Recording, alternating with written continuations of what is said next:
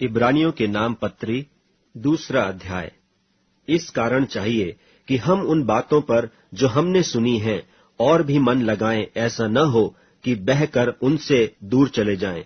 क्योंकि जो वचन स्वर्गदूतों के द्वारा कहा गया था, जब वह स्थिर रहा और हर एक अपराध और आज्ञा न मानने का ठीक ठीक बदला मिला, तो हम लोग ऐसे बड़े उद्धार से निश्चिंत रहकर क्यों कर बच सकते हैं, जिसकी चर्चा पहले पहल प्रभु के द्वारा हुई और सुनने वालों के द्वारा हमें निश्चय हुआ।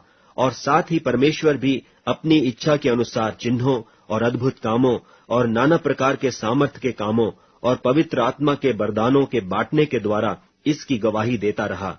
उसने उस आने वाले जगत को, जिसकी चर्चा हम कर रहे हैं, स्वर्गदूतों के अधीन न किया, वरन किसी ने कहीं यह गवाही दी है कि मनुष्य क्या है कि तू उसकी सुधि लेता है, या मनुष्य का पुत्र क्या है कि तू उस पर दृष्टि करता है।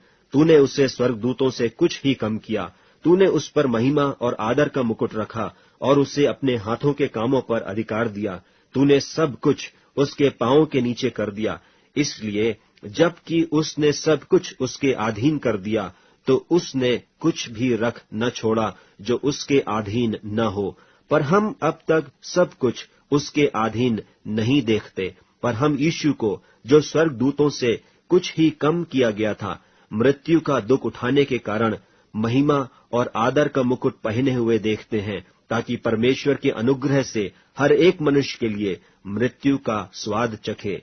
क्योंकि जिसके लिए सब कुछ है और जिसके द्वारा सब कुछ है, उसे यही अच्छा लगा कि जब वह बहुत से पुत्रों को महिमा में पहुंचाए, तो उनके उद्धार के कर्ता को दुख उठाने के द्वारा सिद्ध करे। क्योंकि पवित्र करने वाला और जो पवित्र किए जाते हैं, सब एक ही मूल से हैं। इसी कारण वह उन्हें भाई कहने से नहीं लजाता, पर कहता है कि मैं तेरा नाम अपने भाइयों को सुनाऊंगा, सभा के बीच में मैं तेरा भजन गाऊंगा। और फिर यह है कि मैं उस पर भरोसा रखूंगा।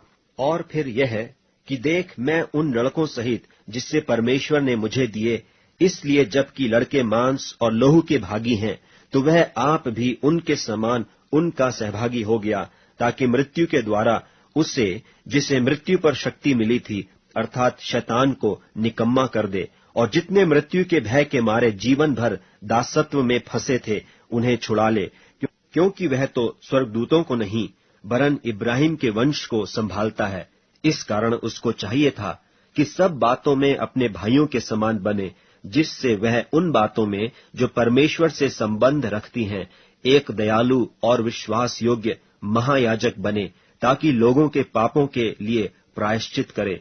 क्योंकि जब उसने परीक्षा की दशा में दुख उठाया, तो वह उनकी भी सहायता कर सकता है जिनकी परीक्षा होती है।